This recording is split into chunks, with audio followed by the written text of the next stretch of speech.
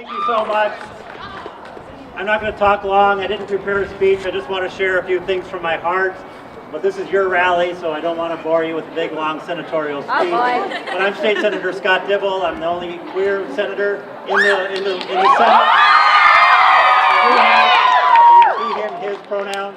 We have Hunter Cantrell, who's fighting the good fight in the House. There's only two of us. So one message: have your rally, do your activism, meet your legislators, push those issues, fight for change, and run for office.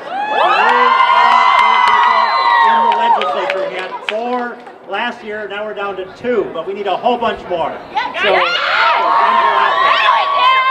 I was listening to a podcast this morning about the early days of the HIV/AIDS fight in the mid-'80s, late '80s, early '90s, and one thing that we just had to bust through was the perception that we were shy, that we were retiring, that we weren't strong, that we weren't resilient. We showed them who we are. We are strong, we are resilient, we're beautiful, we will be seen. Go out and tell your story, be seen by these legislators. Only you can tell your story, only you can claim your dignity, only you can claim the power, because that's what this is all about. Claiming your power and demanding change and demanding that these legislators respond to what you need in your lives. So thank you so much for being here. This is your state capitol, not mine, not these legislators. This is your state capitol. It belongs to you. So how many of you have not yet met with your legislator? Raise your hands.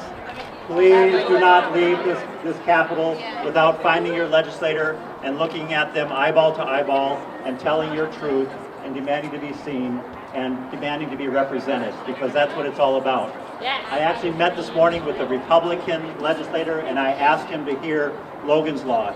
And you know what? He might do it. That's how it happens. It happens through relationships, through conversations, through telling our story, and just appealing to the basic humanity and decency in people and showing that we are all a part of Minnesota. We're part of the Minnesota story. We're going to get Logan's Law through. We are going to ban conversion therapy, which I actually call torture. We have one more bill, and we haven't gotten it moving yet this year, but it's a 2-year cycle, and that's banning the gay trans panic defense, which is the defense that people use when they murder us, to say they were panicked into it because they're so frightened by the fact that we're gay or that we're transgender that they couldn't help themselves. And they haven't murdered us.